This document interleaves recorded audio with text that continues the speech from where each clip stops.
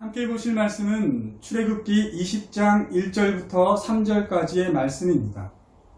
출애굽기 20장 1절부터 3절입니다. 하나님의 말씀입니다. 하나님이 이 모든 말씀으로 말씀하여 이르시되 나는 너를 애굽 땅 종되었던 집에서 인도하여 낸 내 하나님 여호와니라. 너는 나 외에는 다른 신들을 내게 두지 말라.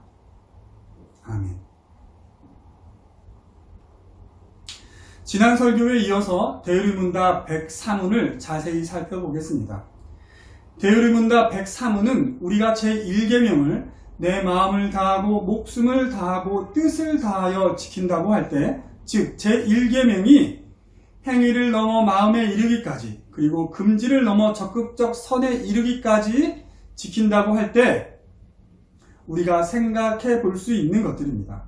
대유리문답 104문답을 읽어보겠습니다. 제1계명에서 요구하는 의무는 무엇입니까?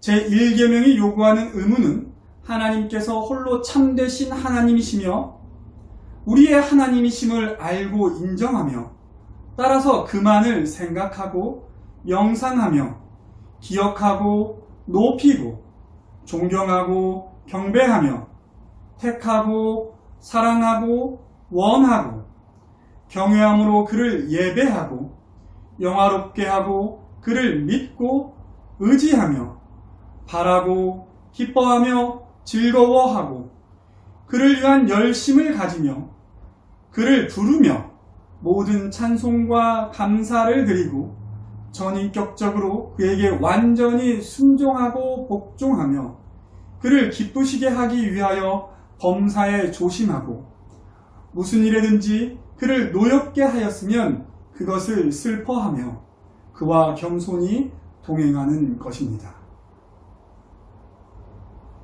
우리는 지난 시간에 제1계명이 요구하는 의무는 하나님께서 홀로 참되신 하나님이시며 우리의 하나님이심을 알고 인정하며 따라서 그만 생각하고 명상하며 기억하고 높이고 존경하고 경배하며까지 살펴보았습니다. 오늘 설교는 그 뒤부터 이어집니다. 택하고 사랑하고 원하고. 이번 주제는 마치 연인 사이에서 있을 법한 주제입니다. 여러분, 택한다는 말이 여기에 놓인 것은 우리가 인생 가운데 하나님을 선택할 때가 있다는 말입니다. 요셉은 보디발의 아내가 유혹할 때 하나님께 죄를 짓지 않는 것을 선택했습니다.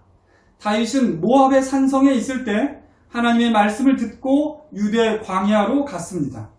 그것은 여호와 하나님을 자신의 산성이요 요새로 삼은 것입니다. 자신을 지켜주는 것은 성이나 요새가 아니라 하나님이시라는 것을 믿음으로 고백한 것입니다. 여호수아는 가나안을 정복한 후 백성을 세겜에 모은 후 이렇게 말합니다. 여호수아서 24장 15절입니다. 만일 여호와를 섬기는 것이 너에게 좋지 않게 보이거든 너희 조상들이 강 저쪽에서 섬기던 신들이든지 또는 너희가 거주하는 땅에 있는 아모리 족속의 신들이든지 너희가 섬길 자를 오늘 택하라. 오직 나와 내 집은 여호와를 섬기겠노라 하니. 그때 이스라엘은 이렇게 대답했습니다. 여호수아 24장 21절부터 24절입니다. 백성이 여호수아에게 말하되 아니니이다. 우리가 여호와를 섬기겠나이다 하는지라. 여호수아가 백성에게 이르되 너희가 여호와를 택하고 그를 섬기리라 하였으니 스스로 증인이 되었느니라 하니 그들이 이르되 우리가 증인이 되었나이다 하더라. 여호수아가 이르되 그러면 이제 너희 중에 있는 이방 신들을 치워버리고 너희의 마음을 이스라엘 하나님 여호와께로 향하라 하니 백성이 여호수아에게 말하되 우리 하나님 여호와를 우리가 섬기고 그의 목소리를 우리가 청종하리이다 하는지라. 여러분은 어떻게 대답하시겠습니까? 여호와만 섬기고 그의 목소리를 청종하겠노라고 고백하시겠습니까? 우리의 인생은 크고 작은 선택의 연속입니다. 여러분은 그때마다 하나님을 선택하시겠습니까? 즉 여러분이 있어야 할 자리로 하나님의 마음과 뜻이 있는 곳을 선택하시겠습니까? 또한 여러분은 하나님을 사랑하십니까? 사랑은 너무 큰 주제라서 계명의 모든 것을 포함하고도 남습니다. 그러므로 여기서는 뒤에 나오는 원하고와 비교하여 생각할 수 있는 부분만 다루겠습니다. 저는 위에서 이 세 가지 주제를 연인 관계로 생각하여 보겠다고 말했습니다. 연인들 사이에서 나는 너를 원해 라는 말의 의미는 무엇일까요? 연인 관계가 우리에게 주는 것들, 예를 들어 기쁨, 설렘, 평안, 위로 등 그 모든 것을 다른 사람을 통해서가 아니라 당신을 통해서 얻겠다는 의미일 것입니다. 아니면 난 당신만 있다면 다른 모든 것은 포기할 수 있다는 말일 수 있습니다. 또한 당신을 갖기 위해서는 어떤 것도 지불할 용의가 있다는 의미가 담겨 있습니다. 여러분은 이렇게 하나님을 원하십니까? 거꾸로 사랑한다는 의미를 이것을 거울 삼아 생각해 본다면 그 모든 것을 또한 주겠다는 것입니다. 즉 하나님 주님께서 나의 기쁨이며 또한 나는 주님의 기쁨입니다. 나는 주님 외에 다른 것으로부터 기뻐하지 않기 원하고 내가 하는 모든 일은 다 주님을 기쁘시게 하기 위한 것입니다. 즉 여기서 사랑한다는 말은 주님의 기쁨을 위해서라면 무슨 일이라도 하겠다는 고백입니다. 경외함으로 그를 예배하고 영화롭게 하고 그를 믿고 의지하며 바라고 기뻐하며 즐거워하고. 경외는 공경하고 두려워하는 마음입니다. 즉 공경하고 두려워하는 마음으로 그분 앞에 엎드리겠다는 것입니다. 왜 그렇습니까? 그것은 하나님의 속성과 관련되어 있습니다. 그리고 다른 한편으로는 우리의 위치에 대한 깨달음 때문입니다. 하나님의 지혜가 우리의 지혜보다 크고 하나님의 능력이 우리의 능력보다 크며 하나님의 선하심이 우리의 선함보다 크다는 것에 대한 올바른 반응이 바로 경외입니다. 그의 크심을 알고 우리의 작음을 고백하는 것입니다. 그러므로 우리의 모든 것, 즉 우리의 생각, 우리의 계획, 우리의 마음까지도 내려놓겠다는 것입니다. 그저 그 앞에 엎드려 하나님의 은혜만 바라보겠다는 의미입니다. 그러므로 우리는 우리가 가진 모든 것이 하나님의 은혜로 우리에게 주어진 것임을 알고 감사하게 됩니다. 영화롭게 한다는 의미는 모든 것을 그분의 덕택으로 여긴다는 것입니다. 그것은 다만 우리에게 있는 좋은 것들이 그분으로부터 온 것임을 알고 감사함으로 그분의 은혜들을 기뻐한다는 것입니다. 또한 뿐만 아니라 우리에게는 좋게만 보이지 않는 모든 것들마저도 그것이 주님으로부터 온 것이라면 기뻐하겠다는 의미이기도 합니다. 다소 표현상 반복적인 것 같지만 원래 모든 것들이 서로 얽혀 있습니다. 경외함으로 라는 말은 하나님의 속성에서 비롯된 것이라고 하였습니다. 즉 하나님이 하나님 되시기에 우리는 그를 예배하고 영화롭게 하고 믿고 의지하고 바라고 기뻐하고 즐거워하는 것입니다. 여러분 그 하나님, 즉 우리보다 크신 하나님, 우리보다 잘 아시고 우리보다 지혜로우시고 우리보다 능력이 있으시고 우리보다 선하신 하나님께서 우리에게 약속하신 것들이 있습니다. 여러분은 그 약속들을 믿습니까? 그런 하나님이 계시고 그 하나님이 우리에게 약속까지 하셨다면 우리가 충분히 그분을 의지할 수 있지 않겠습니까? 그분이 우리 하나님인데 무엇이 두렵습니까? 무엇이 걱정됩니까? 지치고 힘들 때 그저 그분께 나아가면 되는 것입니다. 마음이 무너져 내릴 때는 그저 그분께 안기면 되는 것입니다. 그분을 바라고 그분의 은혜를 구하면 되는 것입니다. 그럴 때 우리는 하나님의 은혜를 알게 될 것입니다. 그리고 그 은혜 안에서 우리는 하나님을 기뻐하게 될 것입니다. 그와 함께하는 모든 순간을 즐거워하게 될 것입니다. 하나님께 묻고 하나님의 말씀을 듣고 하나님께 구하고 하나님께 받고 하나님을 찬양하고 하나님께 칭찬을 받고 하나님께 영광을 돌리고 하나님과 동행하며 하나님의 손이 되는 모든 순간을 즐거워하게 될 것입니다.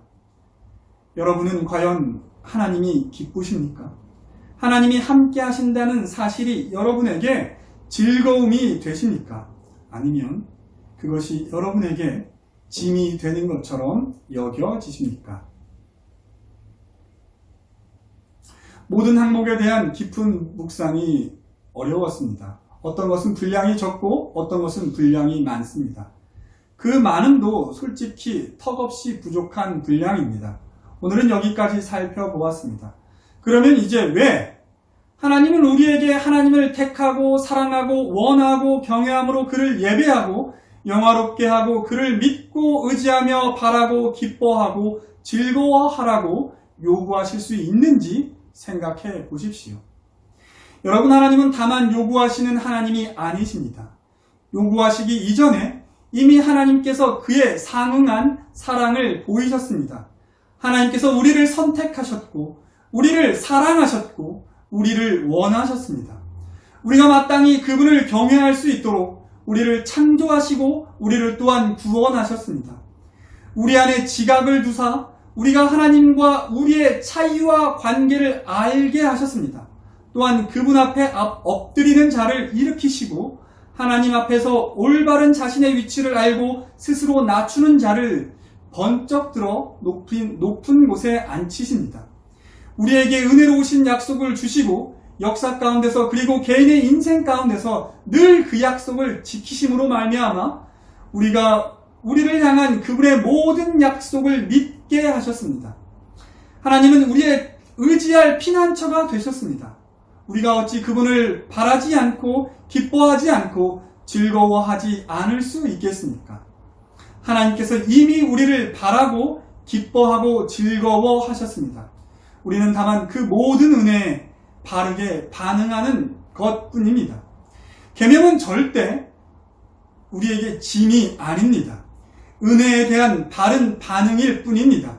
그래서 우리가 계명을 지키고도 스스로를 자랑하지 않고 오직 은혜에 감사하는 것입니다. 여러분, 과연 그렇습니까? 성경에 이에 대한 수많은 하나님의 말씀이 있으나 오늘은 두 군데만 찾아보겠습니다. 먼저 시편 8편입니다. 여호와 우리 주여, 주의 이름이 온 땅에 어찌 그리 아름다운지요. 주의 영광이 하늘을 덮었나이다. 주의 대적으로 말미암아 어린 아이들과 젖먹이들의 입으로 권능을 세우시며 이는 원수들과 보복자들을 잠잠하게 하려 하심이니이다. 주의 손가락으로 만드신 주의 하늘과 주께서 베풀어 두신 달과 별들을 내가 보오니 사람이 무엇이기에 주께서 그를 생각하시며 인자가 무엇이기에 주께서 그를 돌보시나이까. 그를 하나님보다 조금 못하게 하시고 영화와 존귀로 관을 씌우셨나이다. 주의 손으로 만드신 것을 다스리게 하시고 만물을 그의 발 아래 두셨으니 그 모든 소와 양과 들 짐승이며 공중의 새와 바다의 물고기와 바닷길에 다니는 것들이니이다. 여호와 우리 주여, 주의 이름이 온 땅에 어찌 그리 아름다운지요.